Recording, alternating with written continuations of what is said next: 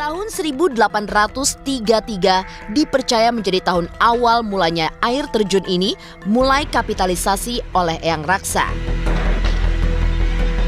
Tentu ini hanya sebuah mitos yang entah benar, namun bisa juga hanya produk dari imajinasi. Sebelum kamu lanjut untuk nonton video ini, aku pengen kamu untuk subscribe, oke? Subscribe di channel ya. Dan jangan lupa nyalain loncengnya. Coba aku tunggu. Nah, oke, thank you udah subscribe.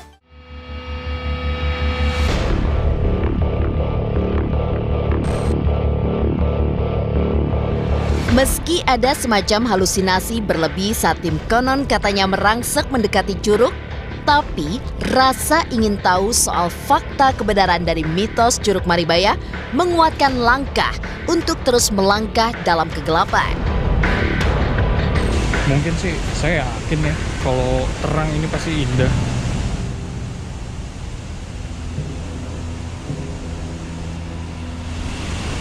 Di sini ada banyak pohon bambu juga ternyata.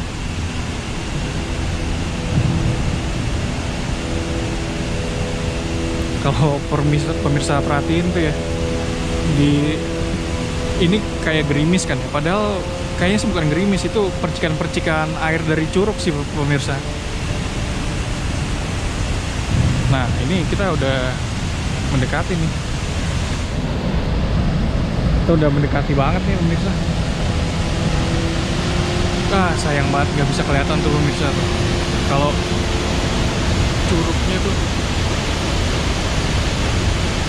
curugnya tuh ada di sebelah sana tuh pemirsa.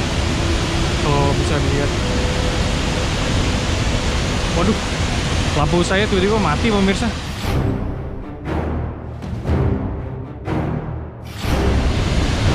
Lampu saya berhasil nyala lagi pemirsa, dan di situ tuh tepatnya lokasi Curug Maribaya. Nah, konon tuh ya, yang saya heran, apa mungkin itu aliran air yang ditemuin sama Eyang Raksa dari kegiatan dia menumpuk-menumpuk. Coba saya akan lihat lebih dekat lagi pemirsa. Tapi di sini tuh udah dipager-pagerin ya pemirsa ya. Bisa dilihat tuh. Tapi pagernya saya ragu-ragu menyentuh karena karat banget. Coba ya saya lihat lebih dekat nih. Jadi tepatnya, wah gelap banget sih pemirsa. Tepatnya tuh di cahaya biru tersebut tuh pemirsa tuh. Sayang gelap pemirsa. Saya agak bingung nih untuk gimana ya mendapatkan gambar curugnya, karena sayang banget.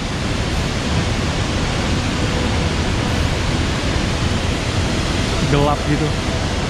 Saya mungkin coba dulu ya ke sebelah sini saya.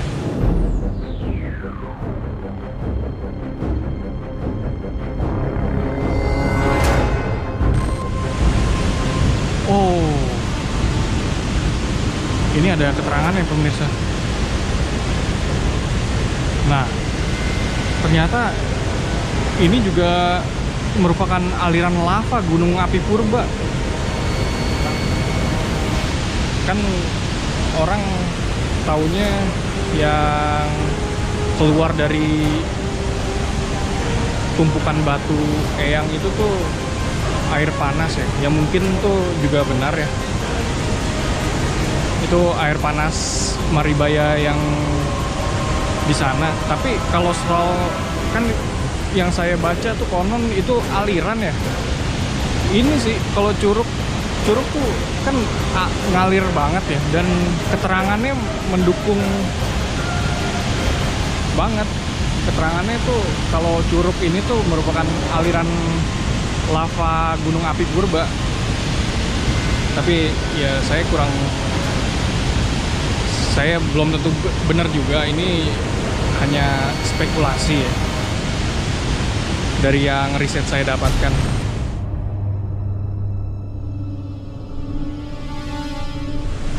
Gelap sih itu. Sebenarnya sebelah sini nih kalau bisa lihat itu udah tebing sih pemirsa. udah mentok, nggak bisa saya ke atas.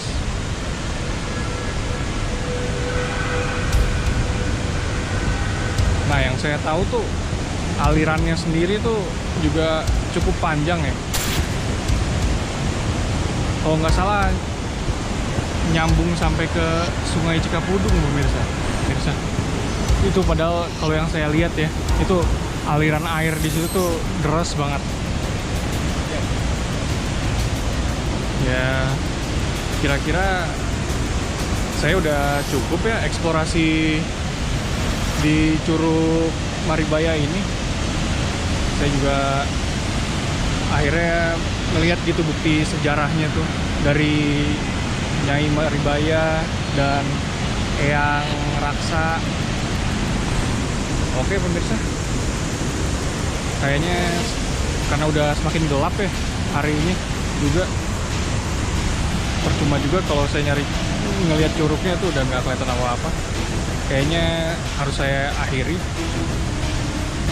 Oke, sekian dari saya. Tonton terus Konon Katanya hanya di Global TV pemirsa. See you.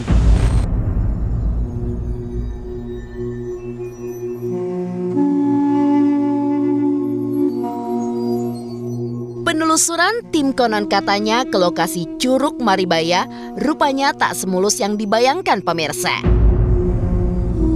Selain karena gelapnya malam serta rimbunnya pohon beringin tua yang melingkupi sekitar lokasi, curamnya tinggi juga berpotensi untuk menyeret tim jika tidak penuh kehati-hatian. Dari kejauhan pemirsa, raungan air yang jatuh menimpa bebatuan sudah mulai terdengar. Tumpahan air sebanyak 700 meter kubik per detiknya lumayan memegahkan telinga. Namun, itu menjadi pertanda pemirsa bahwa curug yang lekat dengan mitos Eyang Raksa beserta putrinya Maribaya itu sudah di depan mata. Meski hitamnya malam menyulitkan tim untuk mengambil gambar, namun setidaknya penggambaran jelas tentang mitos lokasi wisata yang sempat mati suri ini menjadi sedikit terbuka dengan kencangnya suara air yang jatuh. Derasnya aliran air yang mengalir di bawah air terjun pun bisa dirasakan hanya dengan mendengar desirannya. Namun, di luar mitos-mitosnya yang sulit dicerna akal sehat, nyatanya atmosfer di sekitar air terjun Maribaya mampu memberikan rasa sejuk serta imajinasi atas eksotisme absolut alam Bandung.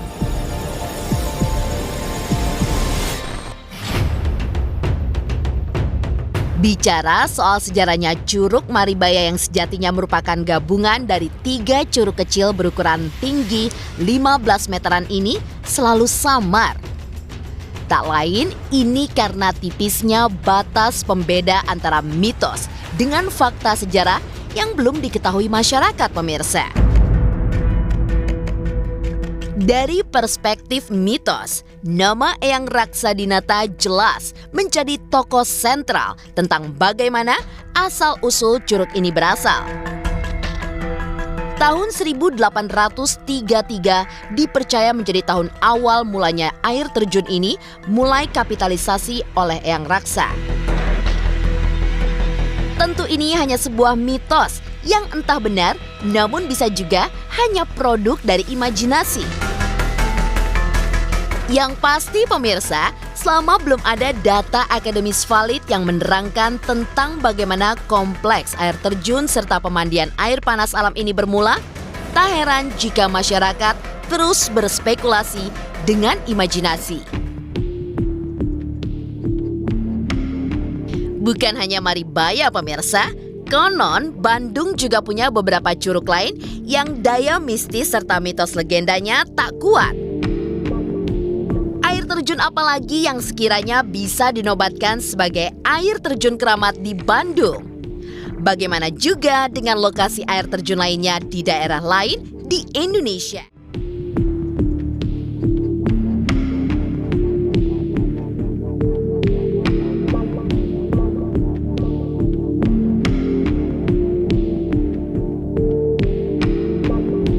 Seolah tak habis dengan cerita Curug Maribaya yang mengungkit nama Eyang Raksa Dinata sebagai sosok yang dipercaya menjadi pelaku utamanya, curug-curug lain di Bandung juga seolah tak ingin ketinggalan dalam hal menyajikan pengalaman bermain dengan aura mistis. Eksotisme air terjun atau curug kerap dikait-kaitkan dengan cerita-cerita berbau mistis atau hal-hal yang di luar nalar. Hal ini pemirsa juga berlaku pada Curug Cimahi yang meski namanya merujuk pada salah satu daerah di Bandung. Namun lokasinya bukanlah di daerah dengan nama yang sama. Curug Cimahi berlokasi di Kabupaten Bandung Barat di luar area Cimahi. Akan tetapi sungai yang mengalir deras di atasnya sebelumnya akhirnya jatuh membentuk air terjun itu memang memiliki nama Cimahi. Curug ini dipercaya memiliki mitos yang unik. Bagaimana tidak pemirsa? Masyarakat mempercayai bahwa kalau sepasang kekasih yang menjalin hubungan datang ke tempat tersebut, maka dipastikan hubungannya tidak akan berlangsung lama. Tentu ini hanya menjadi bumbu dari eksotisme curug yang berada di ketinggian 1050 meter dari permukaan laut ini pemirsa. Lantaran masyarakat sekitar yang kadung percaya akan hal-hal berbau mistis.